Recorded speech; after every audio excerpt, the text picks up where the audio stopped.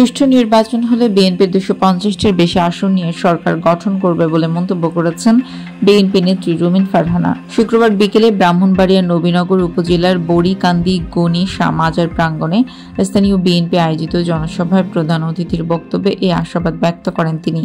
রুমিন ফারহানা বলেন, বাংলাদেশের মানুষ ভোট পাগল। 90 থেকে 100 বছর বয়সী নাতির কাঁধে চড়ে মানুষ ভোট দিতে চায়। বাংলাদেশের সবচেয়ে বেশি নির্যাতিত ও নিপীড়িত পরিবারের নাম জিয়া পরিবার। এই পরিবারের সাবেক 3 বারের প্রধানমন্ত্রী বিএনপি চেয়ারপারসন খালেদা জিয়াকে প্রতিহিংসাবশত মিথ্যা মামলা জেলে পাঠানো হয়েছে। বিগত 17 বছর বিএনপির নেতাকর্মীর বিরুদ্ধে মিথ্যা মামলা দেওয়া হয়েছে। আবার অনেককেই গুম করা হয়েছে। তারা আদৌ বেঁচে আছে কিনা তাও জানা নেই।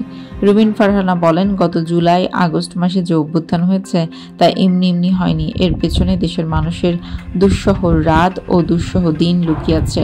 বর্ডারে চুপ করে লুকিয়ে থাকা শেখ হাসিনা চট করে দেশে প্রবেশ করলে তার জবাব কিভাবে দিতে হয় তাও জানা আছে বলে মন্তব্য করেন রুমিন ফারহানা। বিএনপির এই নেত্রী বলেন, গত 20 বছরে মানুষ ভোট দিতে পারেনি। তারা উন্মুখ হয়ে আছে কবে একটা ভোট দিতে পারবে। মানুষকে তার পছন্দের প্রতিনিধি নির্বাচনের সুযোগ করে দিন। তিনি বলেন, আমরা বিশ্বাস করি সংবিধান, আইন ও বিচার বিভাগ এবং নির্বাচন কমিশনের সংস্কার প্রয়োজন। কিন্তু সংস্কার সবচেয়ে বেশি ন্যায্য হয় যদি সেটি নির্বাচিত প্রতিনিধিদের মাধ্যমে হয়।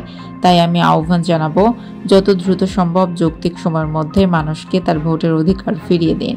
এর আগে ব্রাহ্মণবাড়িয়ার বৈষম্য বিরোধী ছাত্র জনতার আন্দোলনে সকল শহীদদের স্মরণে ও বেগম খালেদা জিয়ার সুস্থতা কামনায় আলোচনা এবং দোয়া মাহফিল অনুষ্ঠিত হয়।